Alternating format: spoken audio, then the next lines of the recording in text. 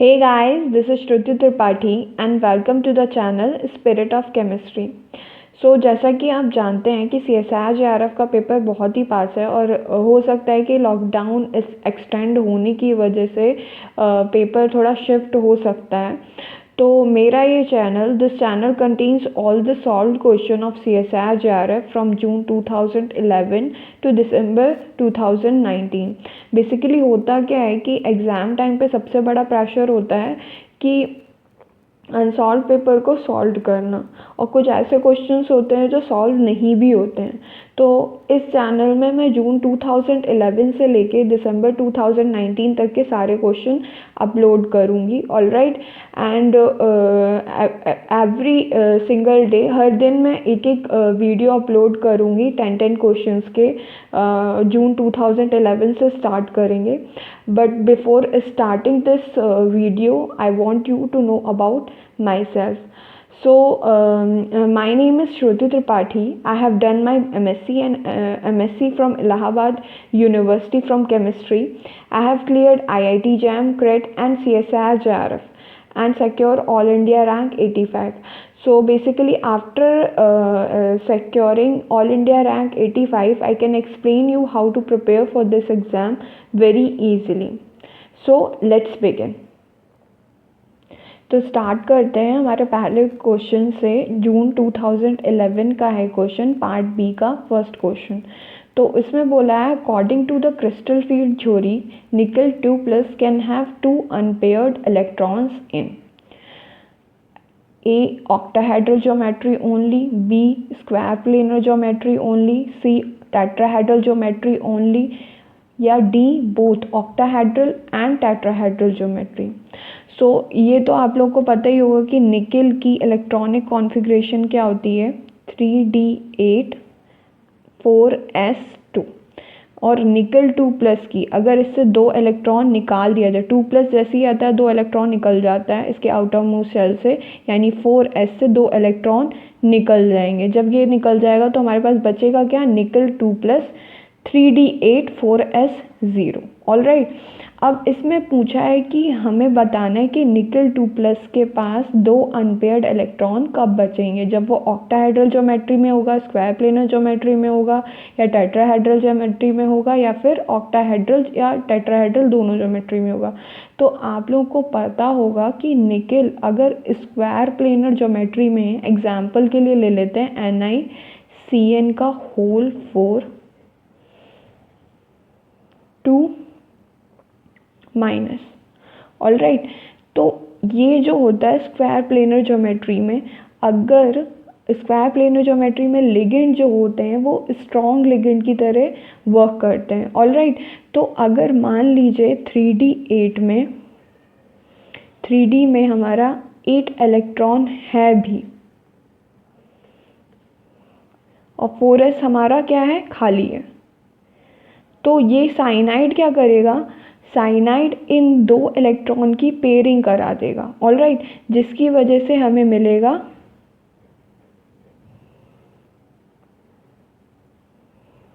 This one, एक vacant orbital बच जाएगा। तो हमारा DsP2 बनता है हाइब्रिडाइजेशन, किसमें, हमारा स्क्वायर प्लेनर ज्योमेट्री में। ठीक है, लेकिन अगर हम टेट्राहेड्रल की बात करें तो टेट्राहेड्रल में क्या होता है, टेट्राहेड्रल में हम ले लेते हैं NiCl4 2-। ऑलराइट, ये ले लेते हैं। तो क्लोराइड जो होता है वो वीक लिगेंड की तरह काम करेगा और ये इसके इलेक्ट्रॉन की शिफ्टिंग नहीं कर सकता है। तो इसमें जो हाइब्रिडाइजेशन बनेगा वो sp3 बनेगा, और यहाँ पर इलेक्ट्रॉन की पेयरिंग नहीं हो रही है, तो यहाँ पर क्या बचेगा, 2 अनपेयर्ड इलेक्ट्रॉन बचेंगे। ऑलराइट, सेकेंड हमारा ऑक्टाहेड्रल कंडीशन हम लेते हैं। तो ऑक्टाहेड्रल कंडीशन में क्या होता है कि इलेक्ट्रॉनिक कॉन्फ़िगरेशन यही है। ठीक है, Cl6 अगर हम लेते हैं, Cl6 लेते हैं तो क्या होगा, तब भी हमारा ये वीक फील्ड लिगेंड होगा, और क्या होगा, यहाँ पे पेयरिंग तो होगी नहीं, NiCl6 4-। ठीक है, तो इसमें पेयरिंग पॉसिबल है ही नहीं है, क्योंकि Cl क्या है, वीक फील्ड लिगेंड की तरह वर्क करेगा और इसकी वजह से ऑक्टाहेड्रल ज्योमेट्री में भी 2 इलेक्ट्रॉन बच जाएंगे। ठीक है, इसका मतलब स्क्वायर प्लेनर में हमारे 2 अनपेयर्ड इलेक्ट्रॉन नहीं रहते हैं। क्यों? क्योंकि स्क्वायर प्लेनर में जो लिगेंड्स होते हैं वो स्ट्रॉन्ग फील्ड लिगेंड की तरह वर्क करते हैं और वो अनपेयर्ड इलेक्ट्रॉन की पेयरिंग करा देते हैं। ऑलराइट, इसीलिए स्क्वायर प्लेनर ज्योमेट्री तो पॉसिबल है ही नहीं बिल्कुल। ऑलराइट, सेकेंड हमारा आता है हमारा टेट्राहेड्रल ज्योमेट्री। तो टेट्राहेड्रल ज्योमेट्री हमारी तभी फॉर्म होगी अगर हमारा निकल वीक फील्ड लिगेंड के साथ अटैच है, और अगर ये स्ट्रॉन्ग फील्ड लिगेंड के साथ अटैच होता तो वो डायरेक्टली क्या बना देता, स्क्वायर प्लेनर ज्योमेट्री। तो हमारा टेट्राहेड्रल ज्योमेट्री की पॉसिबिलिटी 100% है। ऑलराइट, अब हमारा थर्ड आता है ऑक्टाहेड्रल ज्योमेट्री। तो ऑक्टाहेड्रल ज्योमेट्री में हमारा निकेल अगर Cl6 वीक फील्ड लिगेंड के साथ है तो ऑब्वियस सी बात है ये क्या फॉर्म करेगा, ये पेयरिंग करा नहीं सकता है, वीक फील्ड लिगेंड की तरह बिहेव करेगा। और इसीलिए ऑक्टाहेड्रल की पॉसिबल हाइब्रिडाइजेशन क्या हो सकती है, sp3d2। ऑलराइट, इस वजह से हमारा जो Ni2+ उसके पास जो 2 अनपेयर्ड इलेक्ट्रॉन होगा वो सिर्फ ऑक्टाहेड्रल और टेट्राहेड्रल में ही पॉसिबल हो सकता है, इसीलिए इसका आंसर क्या होगा, डी होगा। ऑलराइट, नेक्स्ट क्वेश्चन सेकेंड है NiCN4 2- and NiCl4 2- complex ion are both diamagnetic, both paramagnetic, diamagnetic and paramagnetic, and D is antiferromagnetic और diamagnetic respectively। सो ऑब्वियस ही बात है, मैंने ये दोनों एग्जाम्पल लेके फर्स्ट वाले क्वेश्चन में समझा दिया था कि Cl जो है वो वीक फील्ड लिगेंड की तरह बिहेव करता है, तो ये पेयरिंग नहीं करवा सकता है। यानी इसमें क्या बचेंगे, दो अनपेयर्ड इलेक्ट्रॉन बचेंगे। ठीक है, जिसकी वजह से क्या होगा, ये पैरामैग्नेटिक की तरह बिहेव करेगा। और NiCN4 2- में Cn जो होता है वो स्ट्रॉन्ग फील्ड लिगेंड की तरह बिहेव करता है, तो ये क्या करेगा, जो 2 इलेक्ट्रॉन बचते हैं 3d8 में उसकी पेयरिंग करा देगा, जिसकी वजह से क्या होगा, वहाँ पे कोई भी अनपेयर्ड इलेक्ट्रॉन नहीं बचेगा, इसीलिए ये क्या हो जाएगा, डायामैग्नेटिक। ऑलराइट, तो इसका आंसर होगा सेकंड का diamagnetic and paramagnetic. C answer will be the correct answer. Alright,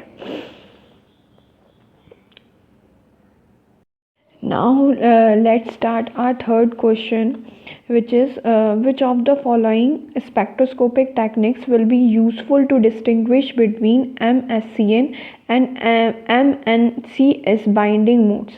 तो ये तो बहुत ही इजी क्वेश्चन है, इसमें NMR से तो कुछ भी नहीं कर सकते कि NMR से मेटल और NCS का हमारा कुछ समझ में आए। ऑलराइट, इसका पहले हम डायग्राम बना लेते हैं। जैसे कि पता है कि M बाइंड है S, C triple bond N, okay, और जो हमारा NCS होता है वो होता है N double bond C double bond S।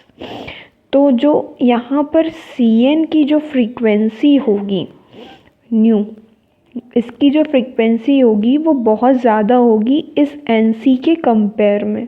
Alright, तो यहाँ पर डिफरेंसेस किसका आ रहा है, फ्रीक्वेंसी का, वो भी किसका, Cn की फ्रीक्वेंसी का डिफरेंशिएट। यहाँ पे 3 बॉन्ड है, 3 बॉन्ड की वजह से क्या होगा, बॉन्ड स्ट्रेंथ बहुत ज़्यादा होगा। जैसे कि जानते हैं nu is directly proportional to bond strength and inversely proportional to the मास।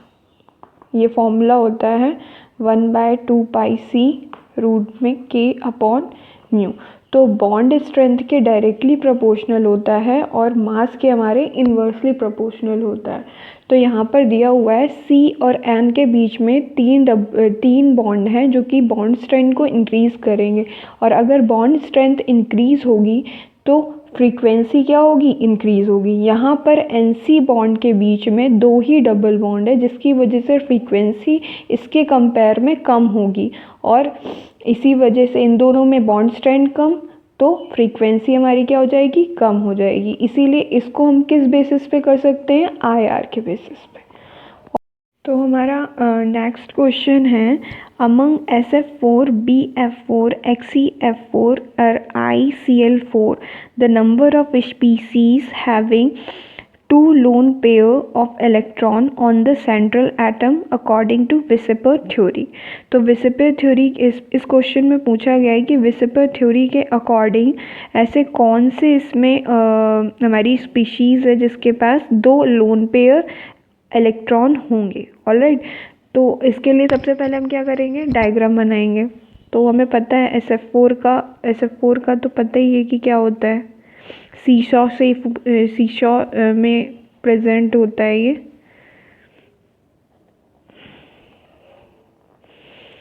ठीक, 1 2 3 4 इलेक्ट्रॉन है, तो बाकी कितने बचे, 2।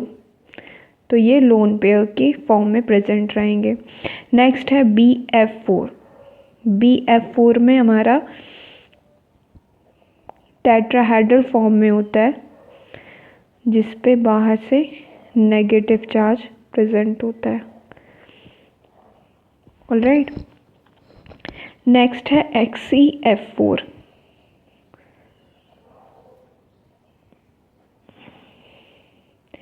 तो Xe के पास हमारे 8 इलेक्ट्रॉन होते हैं आउटर मोस्ट में, 1 2 3 4 हो गए, तो 2 किस में फॉर्म में रहेंगे, लोन पेयर में। ऑलराइट, और लास्ट वन है ICl4 भी सेम है।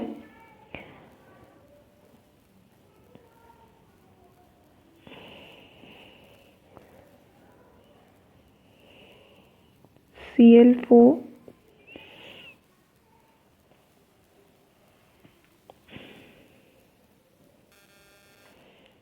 आई थिंक यहाँ पर ICl4 माइनस होगा। ऑलराइट, तब माइनस की वजह से यहाँ पर 2 लोन पेयर आएंगे। ऑलराइट, तो अब इन सब में आप देख ही रहे होंगे कि SF4 जो कि सीसॉ शेप में रहता है, इसके पास एक लोन पेयर है।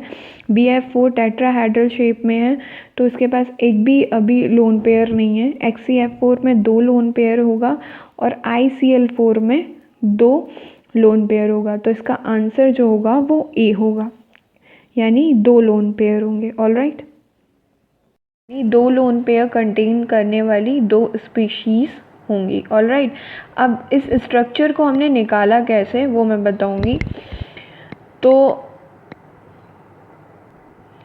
लोन पेयर निकालने के लिए बेस्ट ट्रिक ये है कि जितने भी एटम्स हैं आप उनको ऐड करिए पहले। तो जैसे कि मैं पहला एग्जांपल ये SF4 का ले रही हूँ। इसमें हमारे पास 4 फ्लोरीन है। 4 फ्लोरीन का 28, 4 फ्लोरीन के आउटर मोस्ट शेल में 28 इलेक्ट्रॉन्स होंगे, प्लस सल्फर के पास आउटर मोस्ट शेल में 6 इलेक्ट्रॉन होते हैं। जब हम इसको ऐड करेंगे तो हमारा 34 टोटल इलेक्ट्रॉन्स होंगे।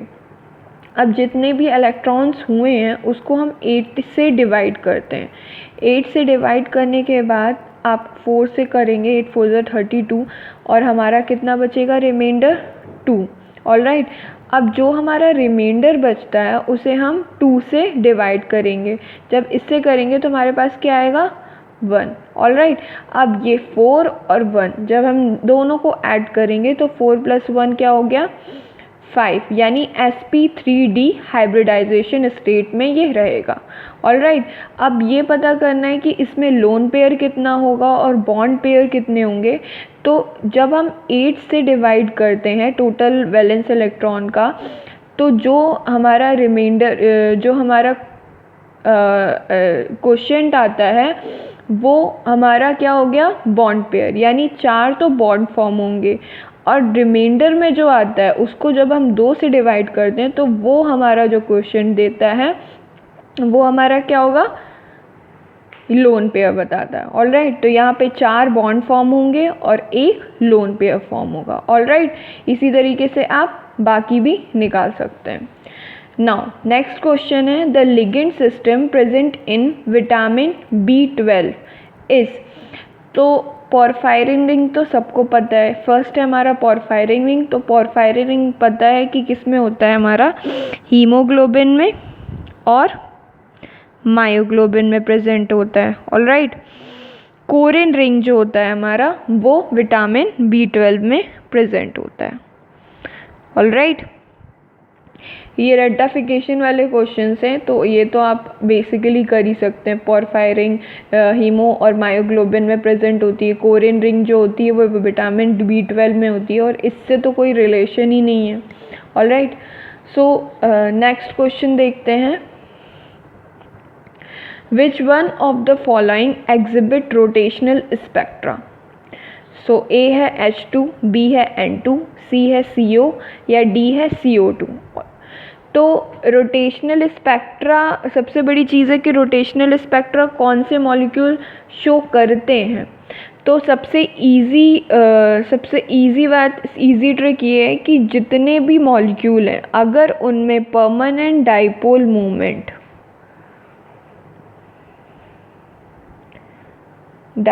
मोमेंट अगर वो ज़ीरो शो करते हैं तो वो हमारा रोटेशनल स्पेक्ट्रा शो नहीं करेंगे। यानी म्यू अगर ज़ीरो है आपका तो परमानेंट डाइपोल तो रोटेशनल स्पेक्ट्रा शो नहीं करेगा, और अगर mu not equals to zero है तो वो क्या शो करेगा? Rotational spectra.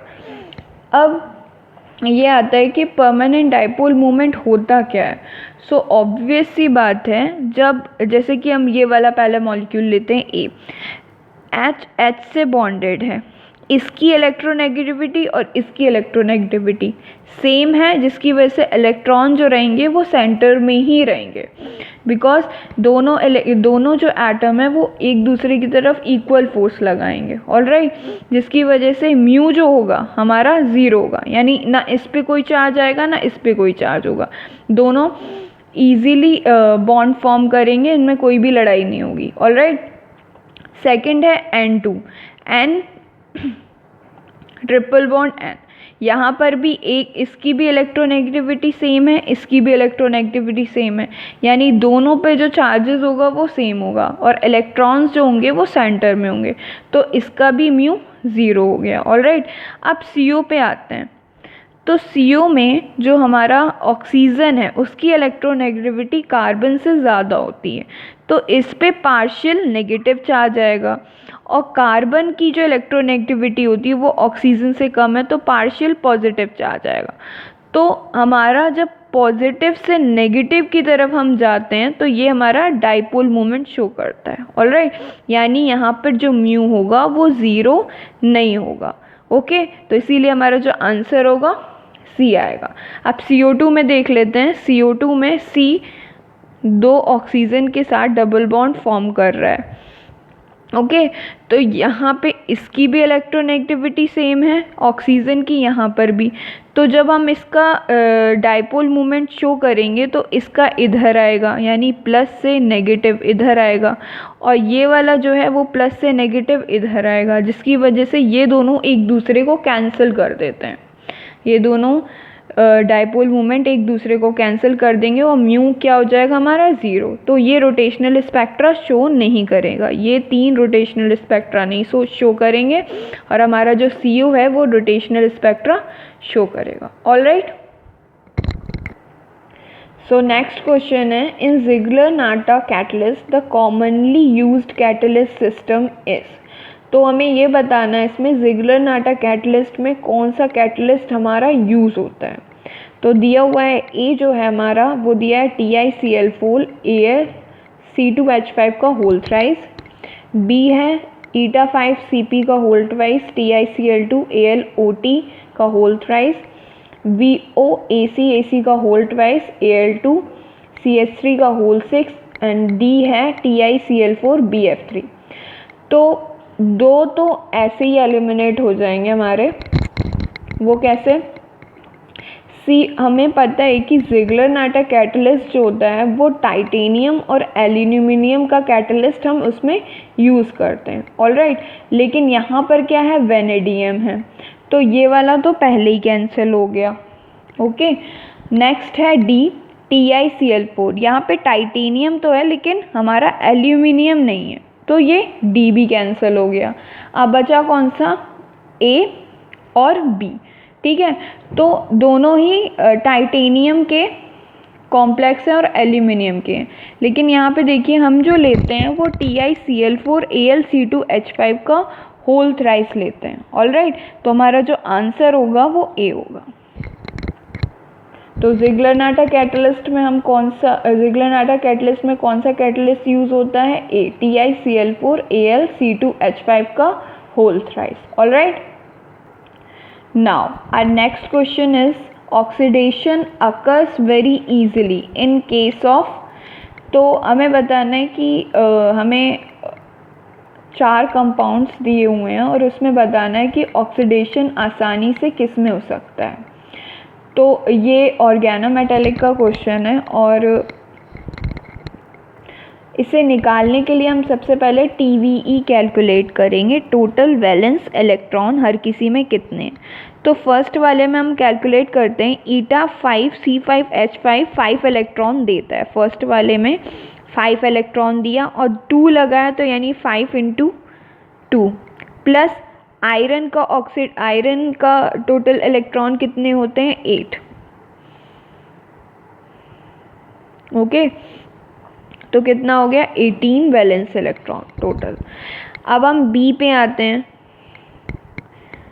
बी वाले में ईटा 5C5H5 का होल ट्वाइस दिया है, यानी 5, ये जो है ये 5 इलेक्ट्रॉन देगी, 5 × 2 प्लस कोबाल्ट कितना देता है हमारा? 9। ओके, तो ये कितना हो गया? 19 टोटल। अब हम आते हैं सी पे, जिसमें दिया है ईटा 5C5H5 का होल ट्वाइस और Ru। और रुदीनियम क्या होता है? Fe के जस्ट नीचे रुदीनियम प्रेजेंट होता है, तो ये भी कितना देगा हमारा? 8 इलेक्ट्रॉन कंट्रीब्यूट करेगा। तो सी हमारा क्या हो गया?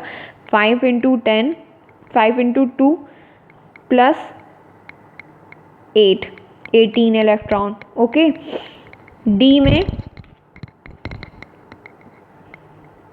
डी में भी eta 5C5H5 whole twice CO plus.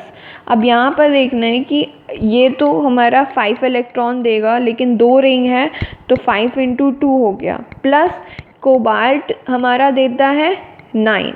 Cobalt 9 देता है, लेकिन कोबाल्ट पे प्लस चार्ज क्या शो करेगा? 1 इलेक्ट्रॉन निकल गया है, एलिमिनेट हो गया है, यानी बचा कितना? 8। ओके, तो 8, ये टोटल कितना हो गया? 18। अब ऑक्सीडेशन सिर्फ वही देंगे जो सिंस हमें पता है 18 इलेक्ट्रॉन रूल जो फॉलो करते हैं वो सबसे ज़्यादा स्टेबल होते हैं, लेकिन जो 19 शो करते हैं या फिर 17 शो करते हैं वो अनस्टेबल होते हैं। तो ये अपने आप को स्टेबिलिटी की तरफ जाने के लिए, स्टेबल होने के लिए क्या करेगा? 1 इलेक्ट्रॉन रिलीज़ कर देगा। जब 1 इलेक्ट्रॉन रिलीज़ करेगा तो ये 18 इलेक्ट्रॉन रूल को फॉलो करेगा, इसीलिए ये बी वाला जो है हमारा, वो हमारा क्या शो करेगा? ऑक्सीडेशन शो करेगा। Alright, so answer B is correct. Now next question is complex in which organic ligand is having only sigma bond with metal। तो हमें ऐसा कॉम्प्लेक्स जो हमें ऑप्शन में दिए हैं उसमें से ऐसा कॉम्प्लेक्स बताना है जिसमें कि ऑर्गेनिक लिगेंड में हमारे पास क्या हो? सिर्फ सिग्मा बॉन्ड प्रेजेंट हो मेटल के साथ। ऑलराइट, तो देखते हैं। पहला देखते हैं ए, जिसमें टंगस्टन जो है 6 CH3 के साथ बॉन्डेड है इन ऑक्टाहेड्रल फॉर्म।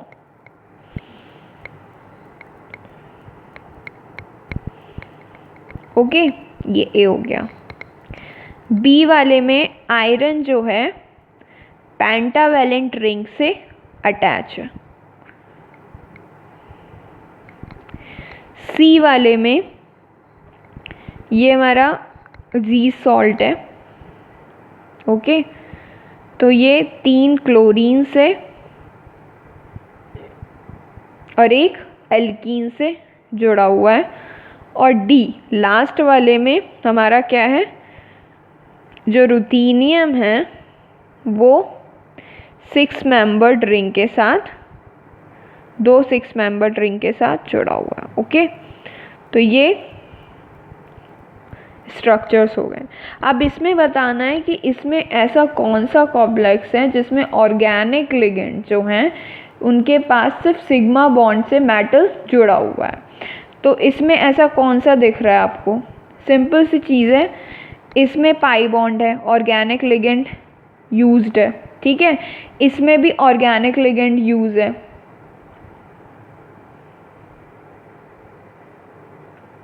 और इसमें भी 2 benzene ring organic ligand use है। ओके, तो बचा कौन सा? CH3। हमारे यहाँ पे टंगस्टन 6 CH3 ग्रुप से जुड़ा हुआ है without forming a double bond और triple bond. So these organic ligand are bonded through only sigma bond with tungsten. Okay, so answer will be the A, WCH3 whole 6. Okay, now our last question is in molecules H2O, NH3 and CH4. ये 3 molecules दिए हुए हैं H2O, NH3 and CH4। तो इसमें बताना है कि the bond angle are same, B है the bond distance are same, C है द हाइब्रिडाइजेशंस आर सेम, और डी है द शेप्स आर सेम। तो इससे पहले कि हम डिस्कस करें तो इसका पहले शेप और स्ट्रक्चर बना लेते हैं। H2O को क्या होता है? बैंड शेप होता है और 2 लोन पेयर प्रेजेंट होते हैं ऑक्सीजन पे। ओके, NH3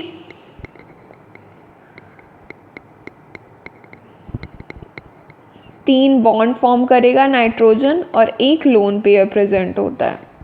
लास्ट है CH4 जिसमें कि 4 H हाइड्रोजन से ये कार्बन बॉन्ड फॉर्म करता है 4। ओके, तो अब ये बताना है, अब आंसर, अब क्वेश्चन का वो देखिए। पहला दिया हुआ है the bond angles are same, bond angles are same. इसका पता है आपको बॉन्ड एंगल कितना होता है? 107 डिग्री।